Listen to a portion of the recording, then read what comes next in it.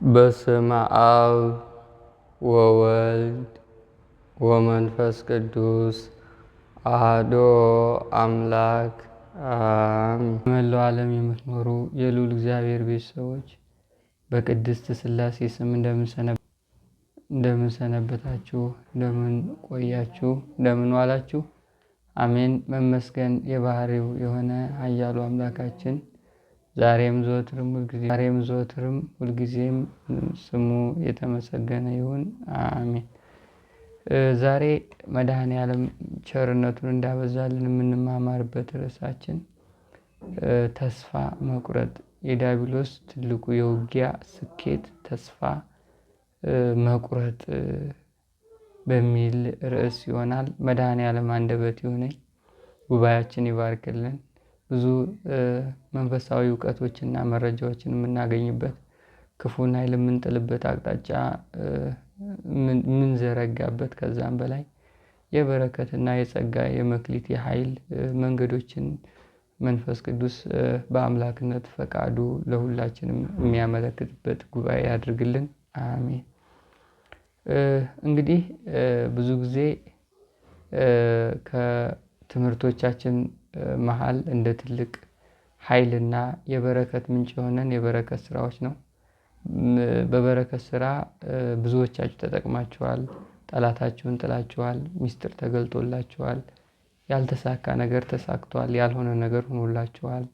ለብዙ ዘመን ጥያቄና ፈተና የሆነባችሁ ነገር ተስተካክሏል። መድኃኔዓለም ፍቅሩን፣ አባትነት ፍቅሩን፣ አምላካዊ ኃይሉን ገልጾላችኋል። ስለዚህ አሁንም የበረከት ስራ እንሰራለን። የምንሰራው ደግሞ የተወዳጇን ሰማዕት የብዙዎቻችሁ ወዳጅ እናት፣ ጠባቂ፣ አጋዥ፣ ረዳት የሆነችው የሰማዕቷ ድምፅና የሰማዕቷን ቤት ነው የምንሰራው። አሁን ብዙ ጊዜ ስለምናት፣ ስናለቅስ፣ ስንጠራት ትመጣለች። ክፉ መንፈስ ሲያስቸግረን ታስርልናለች። የሚወጡትን ታስወጣልናለች። ተስፋ ትሰጠናለች።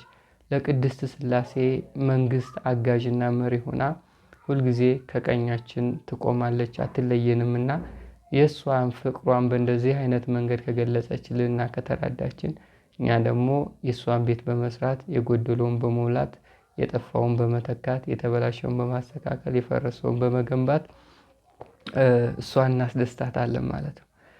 ብዙ ጊዜ እያቀረብኩላችሁ ነው። በዝናብ ምክንያት ቤቷ ሊፈርስ፣ አሁን ደግሞ ዝናብ እየዘነበ ነው። ዝናብ ሲዘንብ ይሞላል። ሲሞላ ሽታ ያወጣል። ያ ሽታ የቤተ መቅደሱን መዓዛ ይለውጠዋል። የሚያስቀድሱ ሰዎች እንዲርቁ ሁሉ ያደርጋቸው ይችላል። እዛ ቦታ ላይ ሰማዕቷ ትወርዳለች። መንፈስ ቅዱስ መድኃኔዓለም ይመጣል። መብርሃን ተአምሯ ሲነበብ ትጎበኛቸዋለች። አስቡት እንግዲህ እንኳን መብርሃን የምትመጣበት ቤት የንጉሥ እናት ሆና ይቅርና እኛም እንኳን ስንሄድ ንጹህ ቤት እና ንጹህ ቦታ እንፈልጋለን እና በቦታው ላይ ምንም ነገር የለውም። መሬቱም ሁሉም ነገር እድሳት ስለሚያስፈልገው ብዙ የበረከት ነገር ያስፈልገናል። ብዙ በረከት መሰብሰብ ያስፈልጋል ማለት ነው እና ብዙዎቻችሁ ረድታችሁኛል። ሰማዕቷ ታክብርልኝ፣ ትርዳልኝ። አሁን ላይ ደግሞ በጣም ይሄ ስራ ብዙ እያስጨነቀን ነው። እኔና አብረን የምንሰራው ሰዎች ብዙ ጊዜ ሆነው፣ ምክንያቱም ብዙ ከ3 እስከ 4 ወር ሊሞላው ነው። ዛሬ ነገ እያልን በመሀል በዓላቶች እየገቡ ወደ በዓላቶች ሽፍት እያደረግን ሌሎች የበረከት ስራዎችም እያስገባን ነበርና አሁን ላይ ግን ጊዜው ስለደረሰ በዚህ ጾም ብንሰራላት እና እሷ ብትደሰትብን፣ በጾሙ መጨረሻ ላይ ደግሞ በረከት ከመድኃኔዓለም ዘንድ ብታሰጠን እንደው በነፍስም በስጋም እንጠቀማለን እና ሁላችሁም ተረባርባችሁ የበረከቱ ተካፋይ ሁኑ። መድኃኔዓለም ይርዳል። አሜን። ወደ ትምህርታችን ስንመለስ ከመናፍስት ጋር ባለው ውጊያ ትልቁ ውጊያ የኛ ስኬት የሚባለው ጸጋ እግዚአብሔርን ስናቅ፣ መንፈስ ቅዱስ በምን አይነት መንገድ እንደሚሰራ ስንረዳ፣ እግዚአብሔር አምላክ ወደኛ ሲቀርብ መልእክቶቹን ለይተን ስናውቅ፣ በክርስትናችን የእምነት ደረጃችን ከፍ ሲል፣ እግዚአብሔርን ማየት ስንችል፣ የነፍስ አይናችን ሲበራ፣ ከእግዚአብሔር ውጭ ሌላ መታመኛና ኃይል ተስፋ እንደሌለ ስንረዳ፣ ይሄ የክርስትናና የውጊያ ስኬታችን ነው። ከዛም በላይ ስለ መናፍስት ስናውቅ፣ ሌሎችን ስናስተምር፣ ሌሎች ከመናፍስት ተገላግለው ስናይ፣ እግዚአብሔር ፍቅሩንና አባታዊ መለኮታዊ ኃይሉን ለትውልዱ ሲያድል ሲሰጥ ስናውቅ የጸሎት ኃይልና መዓዛ የሚገኘውን የክርስቶስና የቅዱሳን መዓዛ ስናሸት ከዛም በላይ በጸሎትና በመንፈሳዊ መንገድ ነገሮች ሲፈቱልን ጸልየን አልቅሰን ሁሉ ነገር ሲስተካከልልን ይሄ የመንፈሳዊ ህይወታችንና የአምልኮት ስኬቶቻችን ናቸው። የኛ ነው። ይሄ ክፉ መንፈስ ትልቁ ስኬቱ ከኛ ጋር ባለው ውጊያ ደግሞ የሰው ልጆች ተስፋ ማስቆረጥ ነው። የሰው ልጆች ተስፋ ካስቆረጠ ከመናፍስት ጋር ያለው ውጊያ አለቀ ማለት ነው። ተሸነፍን ማለት ነው። መናፍስት ስኬታማ ሆኖ ወይም በመናፍስት አሸናፊነት ውጊያው ተደመደመ ማለት ነው። ተስፋ ቆረጠን ማለት የእምነት ጉዳይ አለቀ። በእግዚአብሔር ላይ ያለን እምነት ተሟጠጠ። እግዚአብሔርን ማመን ተዘጋ። መንፈሳዊ መዝገባችንና ኃይላችን በሌላ ቁጥጥር እጅ ተያዘ እንደማለት ነው። ተስፋ መቁረጥ ማለት ተስፋ መቁረጥ ለበረከትና ለጸጋ ለተሰጡን መንፈሳዊ እውነታዎች ወደ ፍጻሜያቸው እንዳይደርሱ ያደርጋል ማለት ነው። ስለዚህ ተስፋ መቁረጥ በረከትን ያጠፋል፣ ኃይልን ያጠፋል፣ እምነትን ያጠፋል፣ መንፈሳዊ ህይወትን ያዳክማል፣ የመንፈስ ፍሬን ያጠፋል፣ የነፍስ ኃይልን ያጠፋል፣ ነፍስን ያጠፋል። መጨረሻ ላይ ተስፋ መቁረጥ ሙሉ ለሙሉ ለዲያብሎስ እጅ መስጠት ነው። ሙሉ ለሙሉ በውጊያ መሸነፍ ነው። ከእግዚአብሔር ጋር ያለን ጊዜና ሁኔታ ያሳለፍነው መንገዶች በሙሉ ላይ ማበላሸት ነው። እግዚአብሔርን ማየት አለመቻል፣ በእግዚአብሔር ላይ የጥርጣሬ መንገዶችን በህይወታችን ማምጣት፣ ይሄ ተስፋ መቁረጥ ይባላል። ስለዚህ ዲያብሎስ ከውጊያው በጣም ከሚረካበትና የብዙዎችን መንፈሳዊ ህይወት ካበላሸበት፣ የነፍስን ጎዳና ካረከሰበት፣ ክብራቸውንና ጸጋቸውን መክሊታቸውን እድላቸውን ከነጠቀበት መንገድ አንዱና ትልቁ ተስፋ መቁረጥ ነው። የሆነ ነገር ሞክረን አልሆን ካለ ወዲያው ተስፋ እንቆርጣለን። የሆነ ነገር አቅደን ካልተሳካ መተው፣ ተስፋ መቁረጥ፣ ችኩሎች መሆን፣ ወዲያው ነገሮች እንዲሆኑልን መፈለግ። ክርስቲያን ሲባል በባህሪው ተስፋ የማይቆርጥ ፍጥረት ሆኖ ሳለ እኛ ግን ፈጣኖችና ችኩሎች ሆነን ብዙ ነገሮችን ከጊዜ ወደ ጊዜ እናጣለን ማለት ነው። ስለዚህ በክርስትና ጉዞ ላይ ትልቁ መሸነፍና ነገሮች እንዳይስተካከሉ የምናደርግበት መንገድ ዋናው ተስፋ መቁረጥ ነው። ዛሬ ዲያብሎስ ምን አይነት መንገድ ተጠቅሞ ተስፋ የምንቆርጠው? መድኃኔዓለምስ በምን አይነት መንገድ ነው ተስፋ የሰጠን? ሐዋርያው ቅዱስ ጳውሎስ የሁሉም ነገር ተስፋ ምንጭ ነው። እምነት ማሰሪያው ተስፋ ነው። የእምነት ትልቋ ኃይሏ ተስፋዋ ነው። ሰው አመነ ማለት ተስፋ አደረገን። እኛ በእምነት የምንጓዘው የመድኃኔዓለምን መንግስት ተስፋ አድርገን። የድሮ የብሉያት እነ ቅዱሳን አባቶቻችን የሚኖሩበት ተስፋ የመድኃኔዓለም መወለድ ነበር። አሁን እኛ ደግሞ የምንኖርበት ተስፋ የእሱ መምጣት ነው። ዳግም ምጽአት መንግስቱ ነው። ቀደም ያሉ አባቶች ተስፋቸው እሱ ሞቶ ከሲኦል ያወጣናል ነበር። እኛ ደግሞ አሁን ተስፋችን የቅድስት ሥላሴ መንግስት እንወርሳለን። ይሄ ተስፋ ነው። እምነት የሚገነባውና የሚያዘው የሚመሰረተው በተስፋ ላይ ነው። ሐዋርያው ጳውሎስ እምነት የሚለውን ሲተረጉም ዕብራውያን 11:11 ላይ እምነት ይላል። ተስፋ ስለምናደርገው ነገር የሚያስረግጥ የማናየውን ነገር ደግሞ የሚያሳይን ይላል። ስለዚህ ተስፋ የምናደርገውን ነገር የሚያስረግጥ የቅድስት ሥላሴን መንግስት፣ የመድኃኔዓለምን ዳግም ምጽአት፣ የነገን ህይወት፣ የነፍስን ጉዞ፣ የተስፋ ጉዞ፣ እውነተኛ የሆነ ተስፋ ጉዞ ስለሆነ ያን የሚያስረግጥ እምነት ይባላል። ስለዚህ እምነትም የታተመው በተስፋ ነው እና ቀደም ሲል የብሉያት አባቶቻችን ብናይ በተስፋ ነው የኖሩት እና ከአዳም ጀምሮ የአዳም ተስፋው ማነች? መብርሃን አንቲ ውእቱ ተስፋው ለአዳም እንል ቅዳሴ ማርያም ላይ መድኃኔዓለም ከልጅ ልጅ ተወልጄ አድንሃለሁ የሚል ተስፋ በድንግል ማርያም በኩል ሰጥቶታል። የአዳም ተስፋው አለ። እንቀጥል። ቀደም ሲል የነ ሙሴ ተስፋ፣ የነ አብርሃም ተስፋ እባርክሃለሁ፣ ከዛም በላይ ደግሞ ልጅህን ሰዋልኝ ብሎ የሰጠው ተስፋ ይሄ አብርሃም ተስፋ ነው። የነ ዳዊት ተስፋ አብርሃም ልጁ ሊሰዋ ወደ ተራራ ሲወጣ በልጁ ፈንታ ምን ተሰጥቶታል?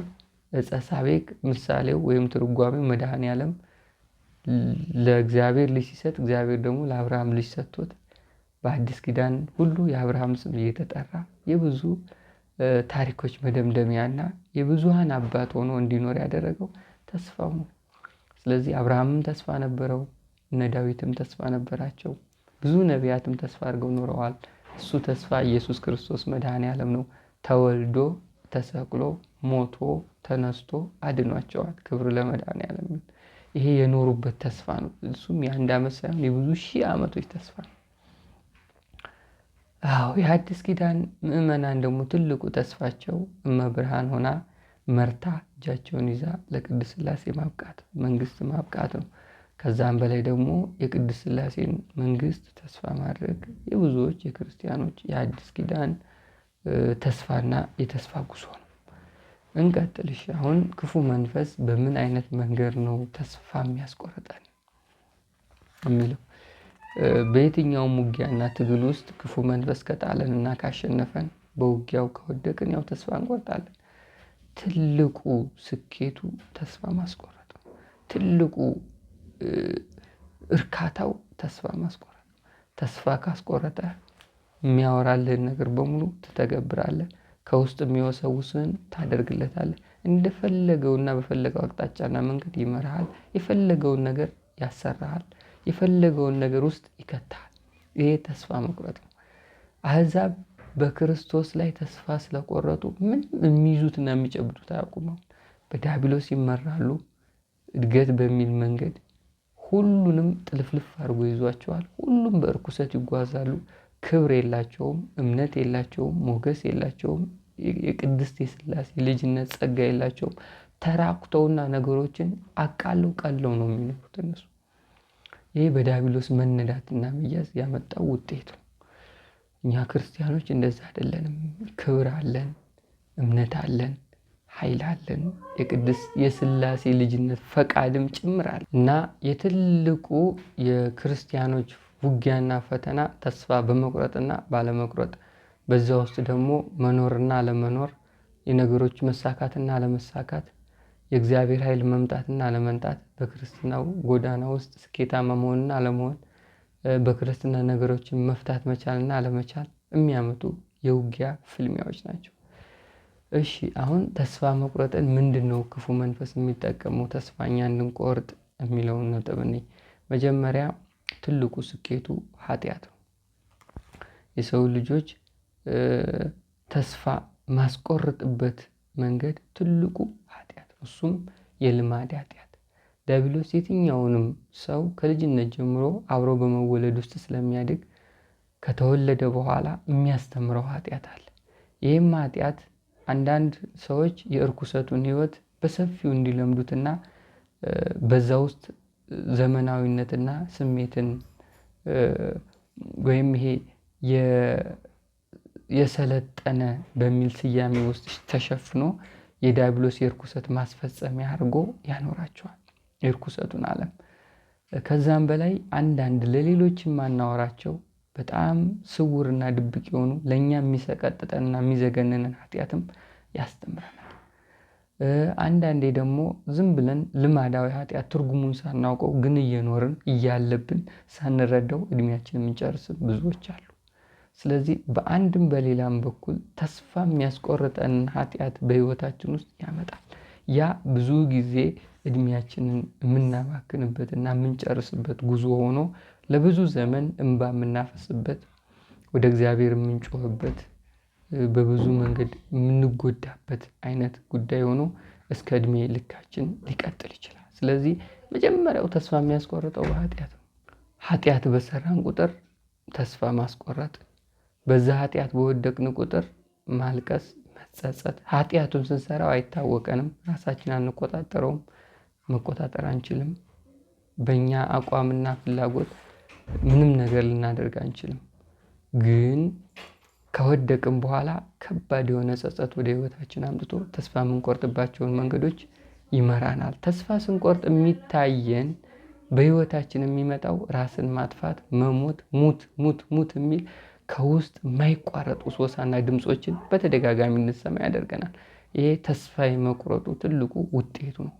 ስለዚህ ክርስቲያኖች ተስፋ ከቆረጡ ያላቸው አማራጭ ራስን ማጥፋት እና ህይወታቸውን ለዲያብሎስ አሳልፈው መስጠት ነው። ራሳችን አጠፋን ማለት በሌላ ቋንቋ ነፍስን ለሰይጣን በፈቃድ ሰጠህ ማለት ነው። ይሄ ከባድ የሆነ ውሳኔ ነው። ስለዚህ የመጀመሪያው ፈተናው የልማድ ኃጢአት ነው። ዳዊት በዝማሬው ላይ ስህተትን ማን ያስተውላታል ይላል።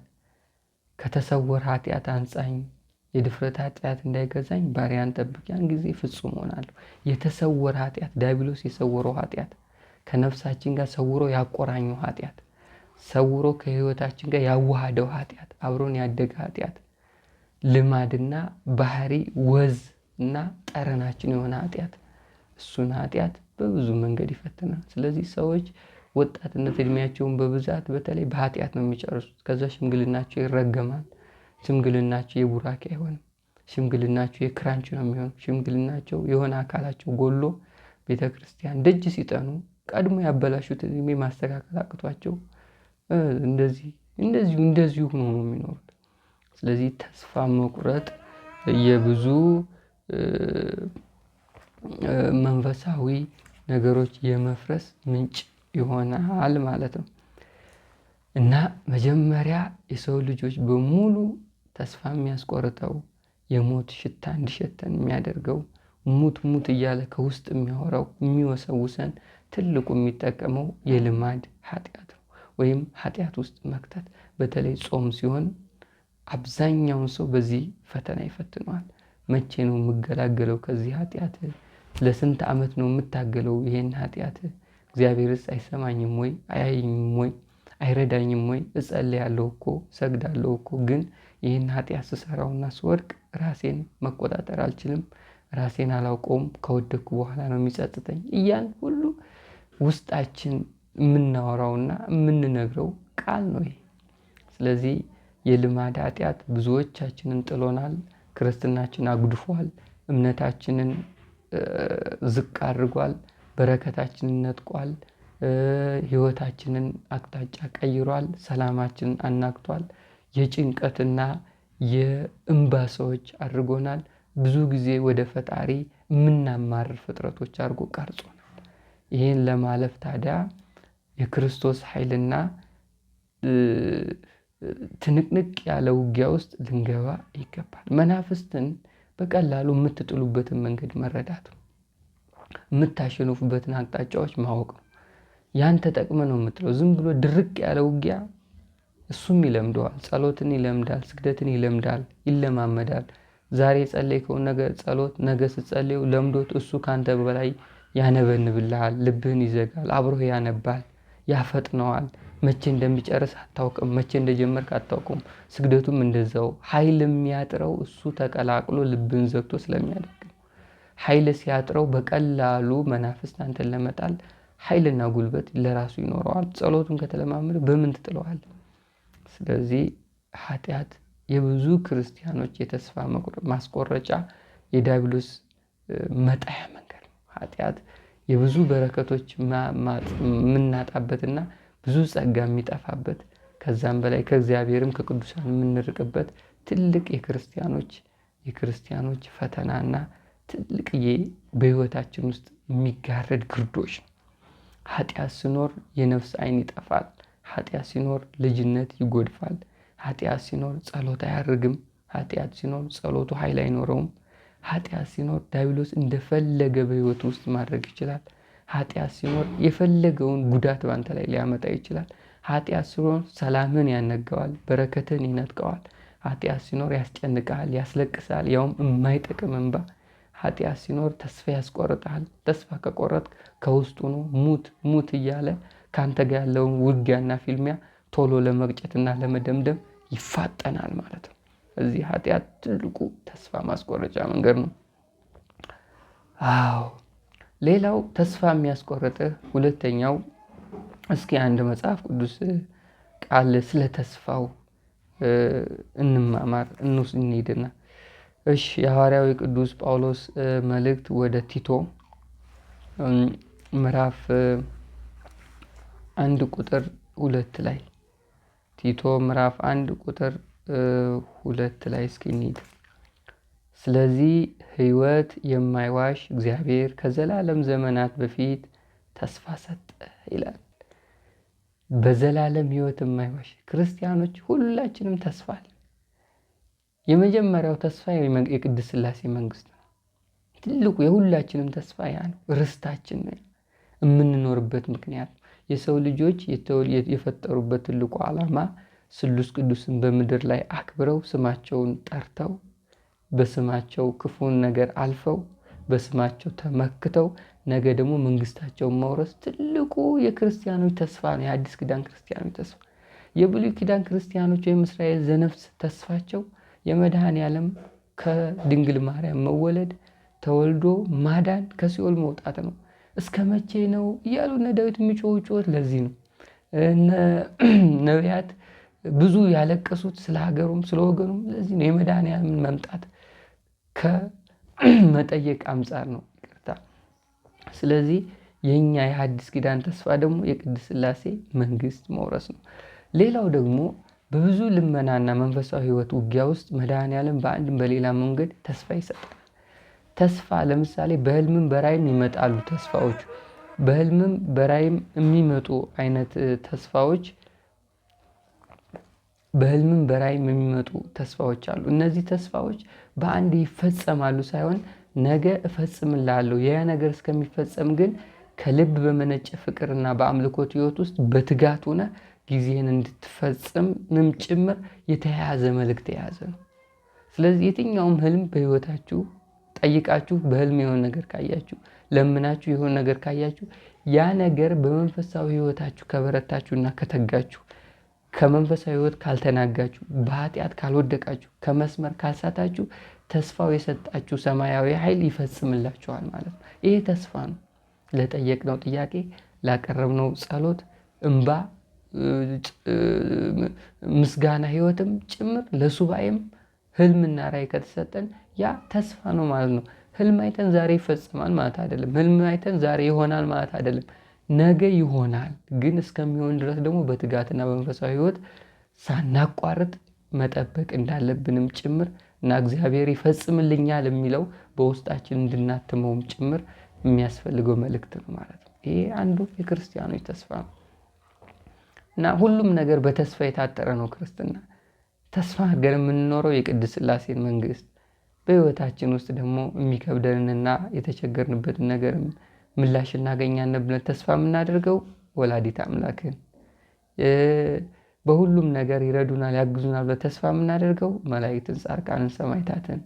ስለዚህ በተስፋ የታጠርነን ይህን መላእክትን፣ ጻድቃንን፣ ሰማዕታትን፣ ስሉስ ቅዱስን፣ እመብርሃን ይህን ሁሉ አልፎ ነው ክፉ መንፈስ እኛን ተስፋ የሚያስቆርጠን። የድንግል ማርያምን ፍቅር አጥፍቶ የሰማዕታትን ረዳትነትና ለነሱ ያለንን አቋምና ክብር ሽሮ የቅድስት ሥላሴ መንግስት ያለንን ተስፋ አጥፍቶ እምነታችንን ቦርቡሮ በኃጢአት ጥሎ በዛ ውስጥ ተዘፍቀን እንደማንወጣ በልባችን ላይ አትሞ እንደዚህ አድርጎ ነው ተስፋ የሚያስቆርጠን። ይሄ ደግሞ ለምን ይሆናል? የቅድስት ሥላሴ ልጆቹ ናችሁ፣ እንዴት ይሆናል? ያ ይሆን መሆን የለበትም።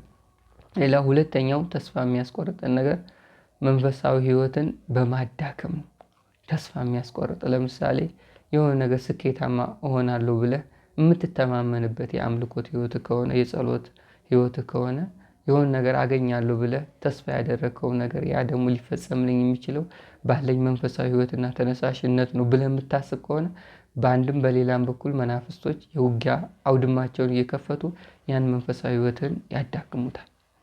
የጸሎት ትናንትና ጸልዬ ከሆነ ዛሬ ደግሞ እንዳትጸልይ ያደርጓል። ትናንትና ሰግደህ ከሆነ ዛሬ እንዳትሰግድ፣ ዛሬ ከሰገድክ ነገ እንዳትሰግድ፣ ተከታታይ የሆነና የማይቋረጥ መንፈሳዊ ህይወት እንዳይኖር አብዝተው ይዋጓል። ስለዚህ ይሄ ትልቁ የውጊያ ጊዜያቸውን ማስፊያ ነው። አንድ ጸሎት ሳታቋርጥ በተከታታይ ካደረከው ኃይልና ብርታት ሞገስና ክብርን በፊትም በህይወትም ሊያጎናጽፍ ስለሚችል መናፍስት ያ እንዳይሆን አብዝተው ይታገሉሃል። ብዙ ሰው የትልቁ ጥያቄያቸው ጸሎት ለምን አቋርጣለሁ፣ መንፈሳዊ ህይወቴ ለምን ይቆራረጣል? ትናንትና የጸለዩትን ጸሎት ዛሬ አይደግሙትም። መንፈሳዊ ህይወታቸው ቀጥ ያለና የማያቆራርጥ አይደለም። የሆነ ጊዜ ላይ ይበረቱና በብዙ በረከት ተባርከው የሆነ ጊዜ ላይ ደግሞ አንደኛውን ትተውት ያገኙታል ራሳቸውን። የሆነ ጊዜ ላይ በርትተው በደስተኛና በእግዚአብሔር መንፈስ ሙቀት እየሄዱ ኖረው የሆነ ጊዜ ደግሞ ባዶ ሆነው በምንም ተስፋ በማጣት ጎዳና ይጓዛሉ። ስለዚህ ይሄ መንፈሳዊ ህይወት ላይ ገባ ወጣ ማለት ነገሮችንና ሁኔታዎችን ባለኝ መንፈሳዊ ግንዛቤና እውቀት አሸንፋቸዋለሁ ብለን ተስፋ ያደረግነው ነገር ላይ በሙሉ ተስፋ እንድንቆርጥና መናፍስትም አይወጡም፣ ያሰብኩት ነገርም አይሳካልኝም የሚል ነገር እና የህይወት ድምዳሜ ውስጥ እንድንገባ ያስጨንቁናል። ስለዚህ በመንፈሳዊ ህይወታችን ውስጥ በማዳከምም ተስፋ ያስቆርጣሉ ማለት ነው። እሺ እንቀጥል። አንደኛ ሐዋርያው ቅዱስ ጴጥሮስ መልእክት ምዕራፍ 1 ቁጥር 13 ላይ እንዲህ የሚል ቃል እናገኛለን። ስለዚህ የልቦናችሁን ወገብ ታጥቃችሁ በመጠን ኖራችሁ ኢየሱስ ክርስቶስ ሲገለጥ የምታገኙትን ጸጋ ፈጽማችሁ ተስፋ አድርጉ ይላል። ምን ብላችሁ? የልቦናችሁን ወገብ ታጥቃችሁ ሳታመነቱ ማለት እኮ ነው።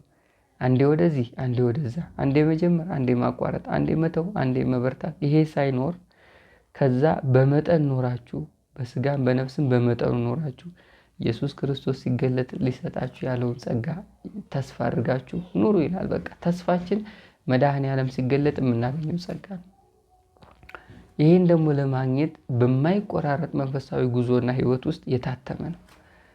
አዎ ጸጋ የሚመጣው በብዙ ድካም 1፣ ጊዜው ሲደርስ 2፣ ከዛም አልፎ ተርፎ ደግሞ የጸጋ ለማምጣት የምንጠቀማቸው መንገዶች 3 ወሳኝነት አሉ።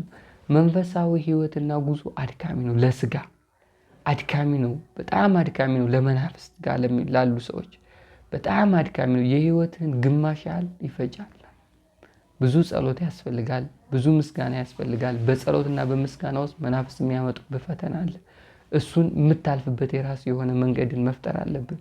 ብዙ ታለቅሳለህ። በእንባ በኩል ስታነባ ሚስጥር ይገለጥልሃል። ያን ሚስጥር ተጠቅመ መናፍስትን ታሸንፋለህ። ዛሬ አሸነፍኳቸው ስትል ነገ ሌላ ፈተና ይከፍቱብሃል። የነገውን ፈተና አለፍኩት ስትል አሁንም ሌላ ቀዳዳ ይከፍቱብሃል። እንደዚህ እያደረገ የክርስትና ጉዞ ሳይሞላልህና ሳትደሰት በክርስትና ህይወት እየጎደለ ህይወቱ በአጠቃላይ በእንደዚህ አይነት መንገድ ይቀጥላል። ግን መድኃኔዓለም በቸርነቱ ሲገለጥ የሚሰጣችሁን ጸጋ በዚህ ውጊያ ውስጥ የምታፈሩትን ፍሬ ነው እና ይሄን ለማግኘት ደግሞ በመጠን እየኖራችሁ ወገባችሁን ታጥቃችሁ ታገሉት ይላል። በቃ ጊዜው የትግል ነው። መንፈሳዊ ህይወት ትግል ነው። መናፍስት ትግል ነው። ኑሮ ትግል ነው። ልጆቹ ትግል ነው። ሰው ትግል ነው።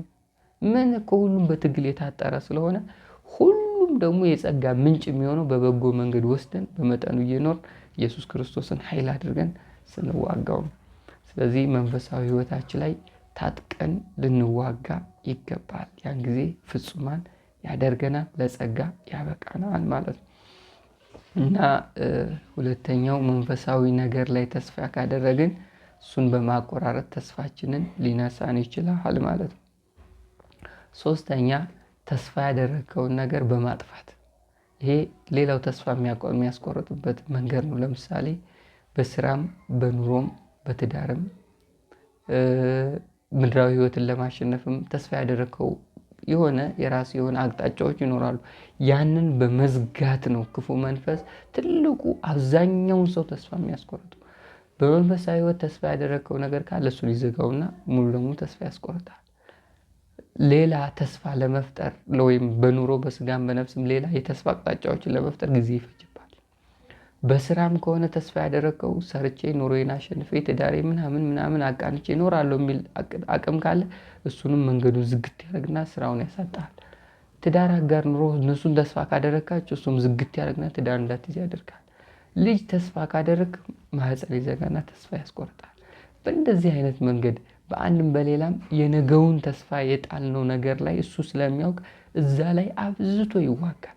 እሱን ካጠፋና ተስፋ ስለሚያስቆርጥና ሁሉም ነገራችሁን ስለሚያሳጣችሁ አብዝቶ የሚዋጋችሁ ተስፋ ባደረጋችሁ ነገር ላይ በስጋም በነፍስም ማለት ነው።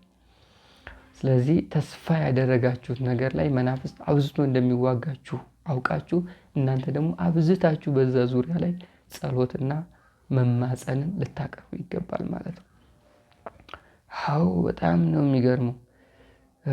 ሐዋርያው ቅዱስ ጳውሎስ ሲያስተምር አንደኛ ተሰሎንቄ ላይ እንዲህ ይላል። አንደኛ ተሰሎንቄ 5:8 ላይ እኛ ግን ከቀን ስለሆንን የእምነትንና የፍቅርን ጥሩር የመዳንንም ተስፋ እንደ ራስ ቁር እየለበስን በመጠን ነው። ትልቁ የክርስቲያኖች የመዳን ተስፋ አለ። አሁን የመዳን ተስፋ ያሁን እሱ ያለው የመዳንን ተስፋ እኔ ማምጣት የፈለኩት ተስፋን እንደ ራስ ቁር መልበስ የሚለው ነው። አሁን የራስ ቁር ይላል። አሁን ራስን መሸፈኛ የምንጠቀምባቸው ነገሮች አሉ። አሁን ተስፋ ለሁሉም ነገር ልብስ ነው። ለእምነትም ተስፋ ያስፈልገዋል፣ ለፍቅርም ተስፋ ያስፈልገዋል፣ ለመንፈሳዊ እንቅስቃሴና ጎዳናም ተስፋ ያስፈልገዋል፣ ለትዳር እና ለቤተሰባዊ መዋቅርም ተስፋ ያስፈልገዋል፣ ለመኖር በአጠቃላይ ተስፋ ያስፈልገናል። እሱን ተስፋ ታዲያ ለማግኘት የራስ ቁር አድርገን እንድንይዘው ማተሚያው በመጠን እየኖርን የኢየሱስ ክርስቶስን ጸጋ መላበስ። የትኛውም ሐሳባችንም እቅዳችንም ተስፋችንም ሊፈጸምና ዲያብሎስ ሊነካው የማይችለው የእግዚአብሔር መንፈስ ከተስፋችን ላይ ሲያጠላ ነው። የእግዚአብሔር መንፈስ ተስፋችንን ካልባረከልን፣ ተስፋ ያደረግነውን ነገር በእጁ ካልያዘልን፣ ተስፋ ያደረግነው ነገር በመድኃኔዓለም ፊት የተከበረው ነው ካልተያዘልን የትኛውም ተስፋ ይጠፋል። ከዛ ነው ብዙ ጊዜ አዲስ ዓመት ሲመጣ ዓለማውያን በሚዲያ ይቀርቡና የአዲስ ዓመት እቅድ ይላሉ። ከዛ አንዳንዶቹ እኔ ብዙ ዓመት አቅጄ አንዱም ስላልተሳካልኝ ትቼዋለሁ ይላሉ። ሲያቅዱ አለ ከጀርባ እኮ ጋንጭሮ አለ እኮ። ዝም ብሎ ማቀድ አለ እንዴ? እሱ ስላለ እቅዳቸው ተስፋቸው ነው፣ የአዲስ ዓመት ተስፋ። ያ ተስፋ እንዳይሳካ ደግሞ ዲያብሎስ ይዋጋል። ስለዚህ የትኛውም የረጅም ጊዜም ተስፋ ይኑረን፣ የአጭር ጊዜም ተስፋ ይኑረን። የረጅም ጊዜ እቅድም የአጭር ጊዜ እቅድም ለረጅም ዘመንም ተስፋ አድርገን የምንኖረውም ነገር በአጭር ጊዜም ቢኖርም ለየትኛውም ነገር በእግዚአብሔር ኃይልና መንፈስ የታጠረ ከሆነ ክፉ ኃይል ሊነካውና ሊያበላሸው ሊሰርዘውና ሊያጠላበት አይችልም። በእግዚአብሔር ኃይልና መንፈስ እንዲያዝ ግን እኛ ምን ማድረግ አለብን? በመጠን መኖር፣ መንፈሳዊ ሕይወት አለማቆራረጥ፣ መትጋት፣ ከዛም በላይ በጸሎት ሕይወትና በቅድስት ሥላሴ ፈቃድ መኖር፣ የመድኃኔዓለም ስነ ስቅለት በልባችን መሳል፣ ክርስትናችን በዛው ልክ መስፋት ያስፈልጋል። እንደዛ ካልሆነ ትንሽ ቁስል በመጣች ቁጥር መሸሽ ነው የሚሆነው የኛ ነገር። ትንሽ አጥር በመጣ ቁጥር ሌላ መንገድ አቅጣጫ መፈለግ ነው። ትንሽ ፈተና በመጣ ቁጥር እየየ ማለት ነው። ራሳችንን መጉዳት ነው። ተስፋ መቁረጥ ነው። ማማረር ነው። እግዚአብሔር እኔን አያይም አይሰማኝም። ይሄ የተለመዱ ድምጾቻችን ነው የሚሆኑት። ስለዚህ ትልቁ ተስፋችን መድኃኔዓለም ኢየሱስ ክርስቶስ ሐሳባችንና እቅዳችንን ያስፈጽምልናል። ከጎናችን ነው። ልጆቹ ነን። አባታችን ነው። አምላካችን ነው። ፈጣሪያችን ነው። ንጉሳችን ነው። መሪያችን ነው። እረኛችን ነው። ለመንግስቱና ለጸጋው ያበቃናል የሚል ቃልና አቋም በሕይወታችንና በልባችን ሊጻፍና ሊታተም ይገባል ማለት ነው። መልካም። እሺ እንቀጥል። ሌላው የሰው ልጆችን ተስፋ የሚያስቆርጥበት ትልቁ መንገድ ክፉ መንፈስ በየትኛውም ነገር ላይ እየተቀላቀለና ከውስጥ እያወራ ነው። አሁን ትልቁ ብዙ ድምጾች በተለያዩ ሚዲያዎች እንሰማለን። በተለያዩ ሶሻል ሚዲያ አሁን ቀላል ወጥቶ ለማውራት ምንም የሚከብድ ነገር የለውም። የሆነ ሚዲያ ትከፍታለህ ወጥተህ ማውራት። ግን አብዛኛው ድምፅ ላይ ብዙ ጊዜ የምንሰማቸውና የምናደምጣቸው አንድ ሐሳቡ ክፉ መንፈስ ያለበት፣ ሁለተኛው ድምፁ የዲያብሎስ ድምፅ ነው። ለዛ ነው ወሬዎች በሙሉ ወደመ፣ ተበላሸ፣ ፈረሰ፣ ተቃጠለ፣ ሞተ፣ ታገለ የሚሉና ኔጌቲቭ ነው የምትሉት እናንተ። እንደዛ አይነት ይዘትን የያዙ በስፋት የሚናፈሰውና ትልቅ አጀንዳ ተሰጥቶት በዓለም መድረክ ላይ የሚመላለሰው ብዙን ድምፅና ሀሳብ የዲያብሎስ ስላለበት ነው። ዲያብሎስ መልካም ነገር ስለማይወድ ነው። ስለዚህ አሁን ክፉ መንፈስ ከውስጡ ሆኖ የሚያወራልህን ነገር ከተከተልክ አይሳካልህም፣ አይሆንልህም፣ ሌላ አቅጣጫ ፈልግ፣ ሌላ ነገር አቅድ፣ ሌላ ነገር እያለ ከውስጥ እሱ የሚወሰውስህን ነገር ህይወት ላይ የምትተገብር ከሆነ ሁሌ በሱ እጅና ቁጥጥር ውስጥ ነህ ማለት ነው።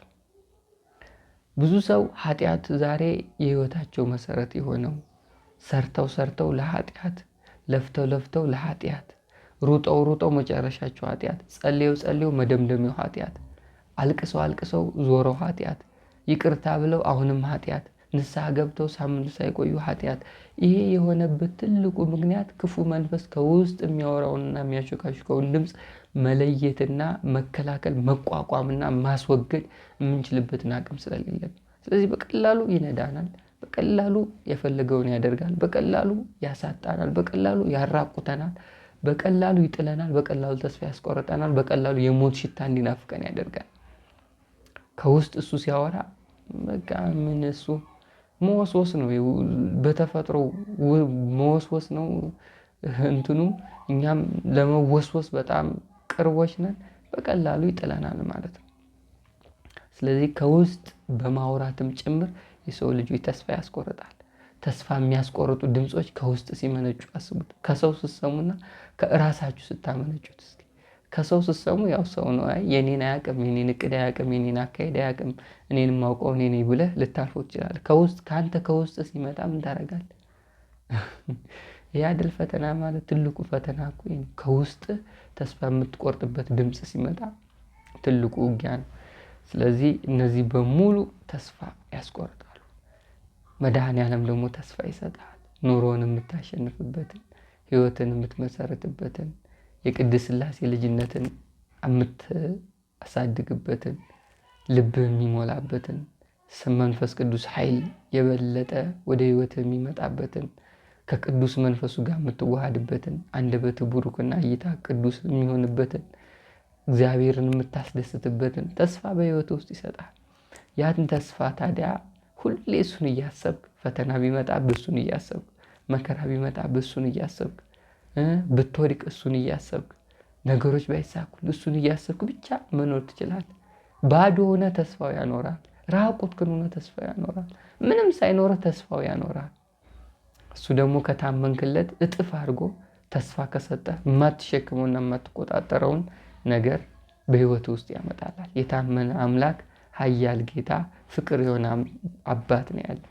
ለልጆቹ የሚራራ፣ የልጆቹን መጥፋት የማይፈልግ፣ ከምንም ከኛ በላይ የሚያስብልን፣ የሚጨነቅልን፣ የሚወደን፣ ፍቅሩን መስቀል ላይ የገለጸልን፣ ራሱን አሳልፎ እስከ መስጠት ያሳየን፣ ፍቅሩን ስጋውን ቆርሶ ደሙን አፍሶ የገለጸልን፣ ይህን ያህል ክቡርና ቅዱስ የሆነ አምላክ አለን።